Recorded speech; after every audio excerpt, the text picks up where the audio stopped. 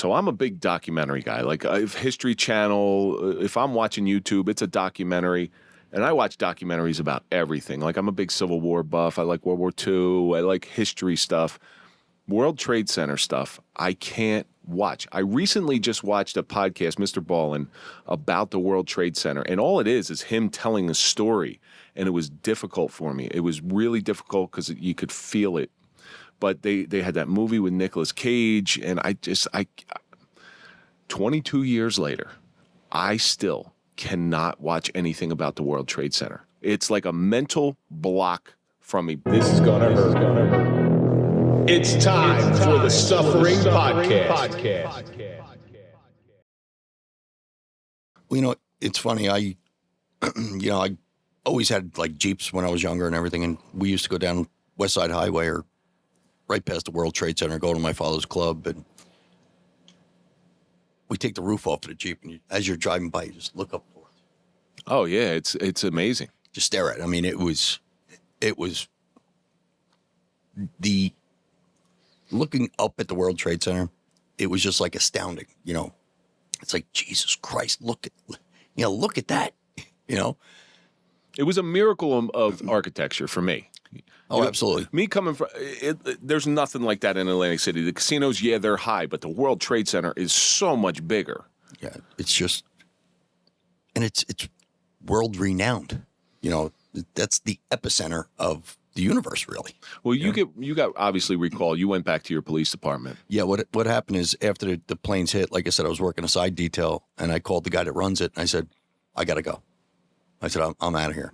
So I went home. Did you put in your timesheet? Of course I did. Come on, I'm a cop. You double dipping motherfucker. No, I only put it until when I left. Okay. I didn't take the extra hours. So I went into headquarters, and our chief was in there, and he gave everybody who came in, gave him a car and said, we had to go to different hospitals in the area.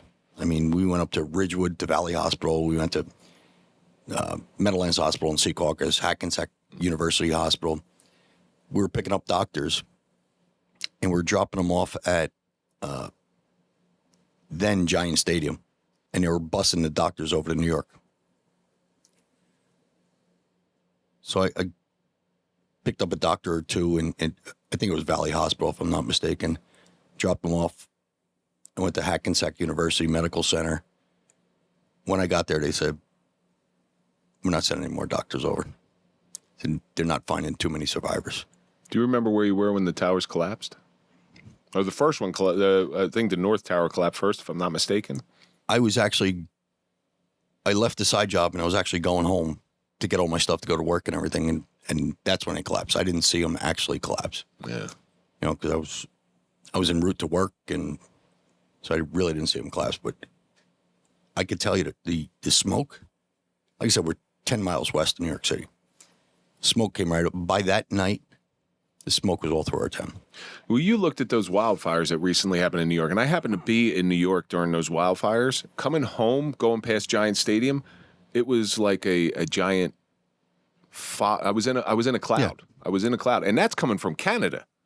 Yeah, the Canadian wildfires. I mean, that came right down the East Coast. Right, and everything looked like orangish. You're right, but the World Trade Center was very similar as far as you're being in that close proximity. I was 20-some miles away, so I didn't get that experience of it, but you're too close. Yeah.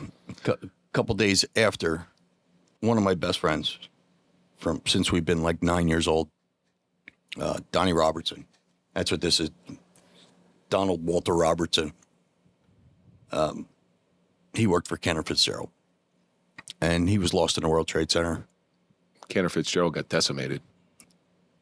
Nothing ever found. Yeah. Family really has no closure. Like I said, he was my best friend from when we were 9 years old. His sister called me and said she was going over there, and we're going to put up posters, and because nobody knew what was going on. People were going over there trying to find loved ones, hoping that maybe they got hit in the head and they were just roaming the streets. Maybe they got out. Maybe the evacuation plan worked. Nobody knew like the extent of the jet fuel coming down the elevator shafts. Like maybe the elevators were still worked, and they got them in a secure location. They got to debrief them. They got to do whatever they got to do. because we got those calls in the police department. So it's funny, a guy I played college football with, Don Adams, died, worked for Cantor Fitzgerald. And also the person I went to the police academy with, they're all gone. Anybody that worked for Cantor Fitzgerald, and Donnie was a mountain of a man, had a personality twice the size of his stature. And he was able to call his wife and say, a plane just hit the World Trade Center, I love you.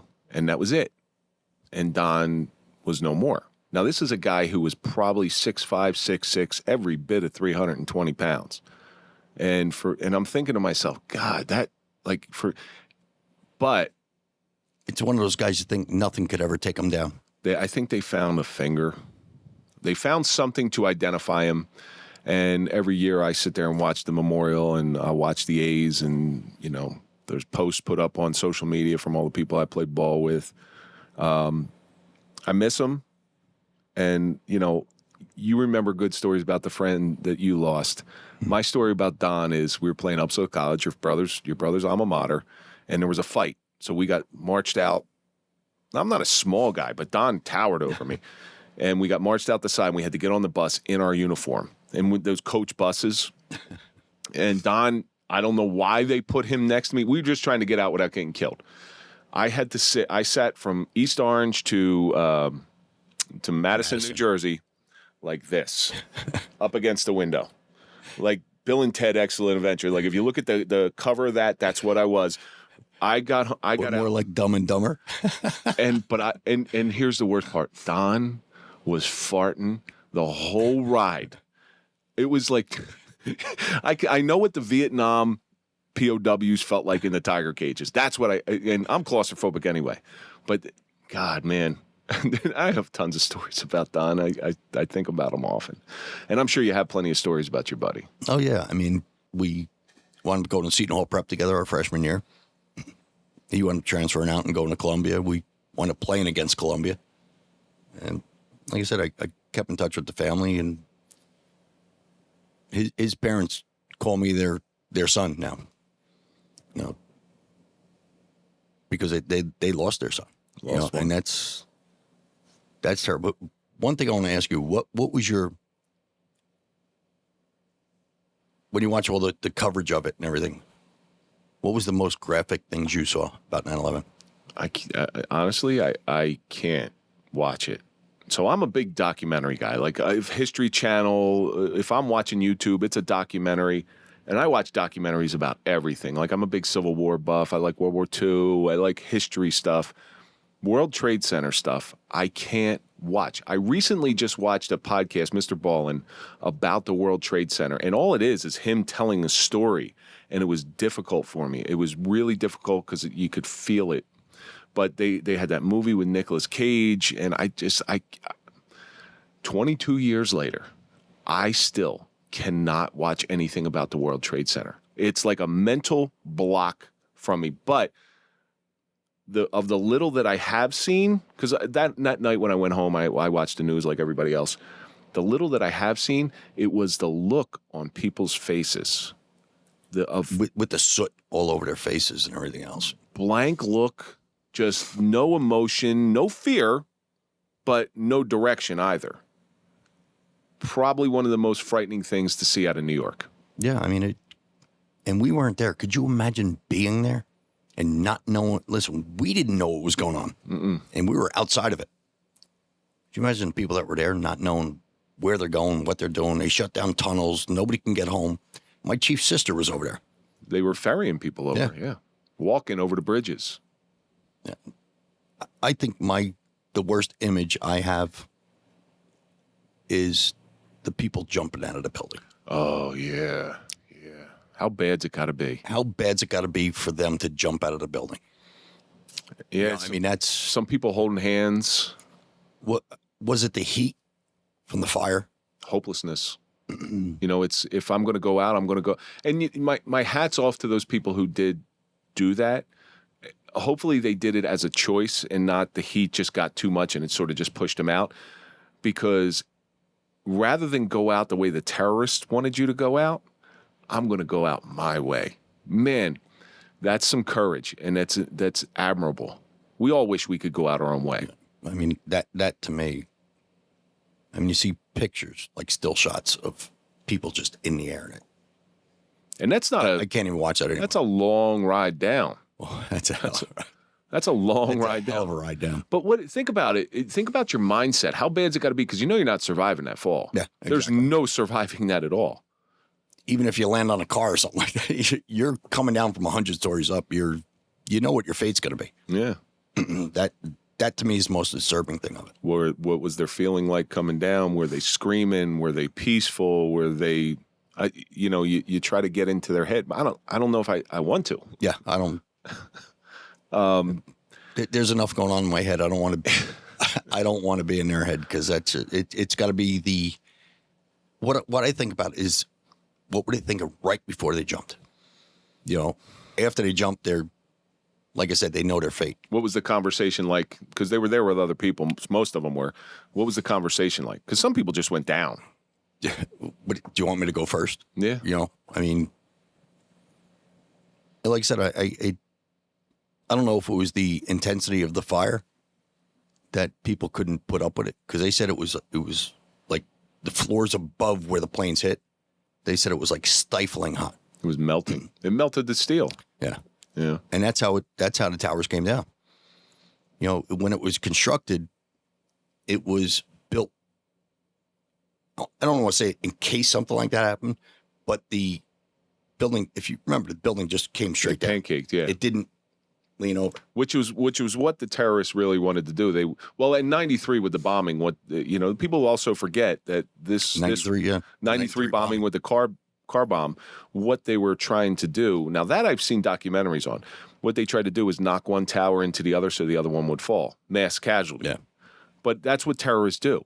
Terrorists, in my opening, I talk about the job of a terrorist, because I spoke to my uncle after 9/11. This was something that really kind of gave me peace. My uncle Duke, I've spoken about him here. He's plenty of times. Prisoner of war, 27 months in Germany. He was around Pearl Harbor. Like, he knew it all. So I spoke with him and I said, Uncle Duke, I don't really know where we go from here.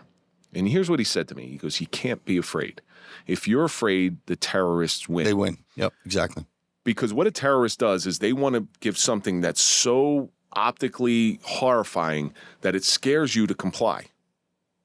And that's what they tried to do. They didn't realize that how resilient America was. Yeah. When you went back to the police department, where were you posted?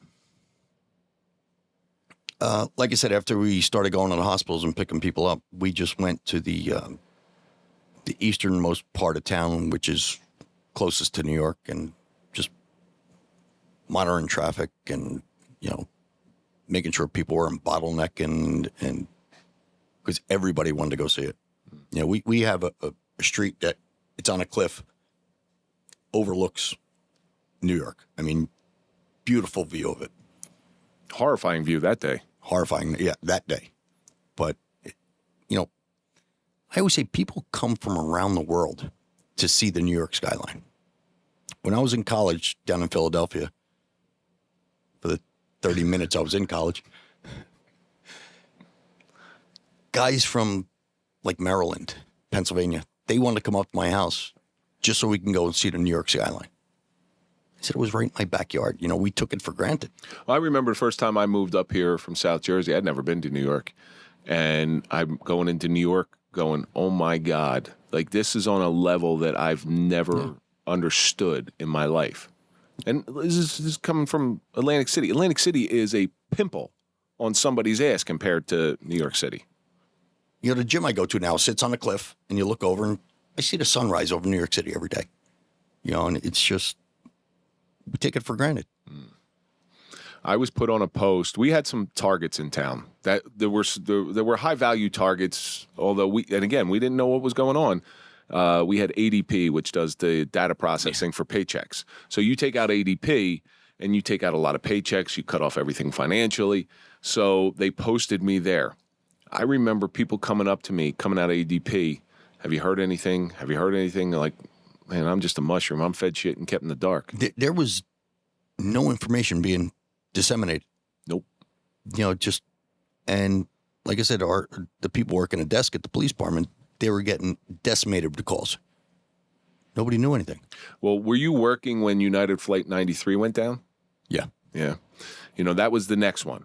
And then the one that hit the Pentagon. I forget the name. Please forgive me for forgetting the name of or the number of that flight. These are also things that, mind you, happen worlds away from us while we're looking at this tragedy up close and personal. See, the Pentagon is when I really started getting freaked out. Yeah, they tried to hit the White House. Well, actually, Flight 93 was supposed to go to the White House, and the passengers, took them over. Big giant balls with those people. The one guy said, "Let's roll." Yep. But the one that hit the Pentagon, like I said, that's when I got scared shit, because it's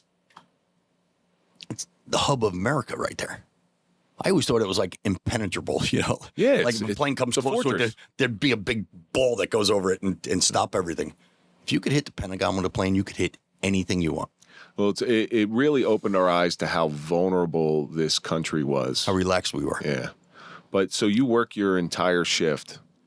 All this and stuff starts calming down throughout the day. The no-fly zones are put up. All flights are grounded. Everybody's sort of stuck where they are. Well, but they also said there were still flights in the air and nobody knew where they were going, if you remember that. Yeah, I do. I do, because we didn't know. Was there more on there? Yeah, exactly. 4 planes went down, 2 into the World Trade Center, 1 in, Shanklersburg? Shanklersburg, Pennsylvania, Shanklersville, or one of those villas. And the other one hit the Pentagon. So that's 4 planes that hit. And now they were saying there are more planes in the air. Regular flights, but we didn't know if they were hijacked.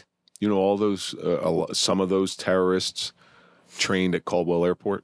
Yeah. Which is right down the street. Mohammed Atta. Yeah. And then here's a sad story, and I always felt bad for this officer. So one of the officers apparently stopped one of the hijackers on the way to Newark Airport, but he didn't have nothing on him. And now this guy's got to live with that for, I don't know the guy's name. I don't know anything about him. The guy's got to live with that for the rest of his life. Yeah, I could have stopped this whole tragedy. Yeah. And it just hit so close to home when I found out that they trained right there and they weren't interested in landing. Shouldn't it open your eyes? Yeah. Well, you go home. I love to take off, but I don't like to land. Right. Yeah, we're just going to jump out with we'll use parachutes. Don't worry about it. When you went home that night, what time did you get off work? 11 o'clock. 11 o'clock. I forget what time they let us go like around 6 or 7 o'clock. Things had pretty much calmed down. The president was on the air and spoke and everything. What'd you do when you went home? I sat down, put on the news, because, during the day as the day was going on, we weren't really getting much information. You were starved for information.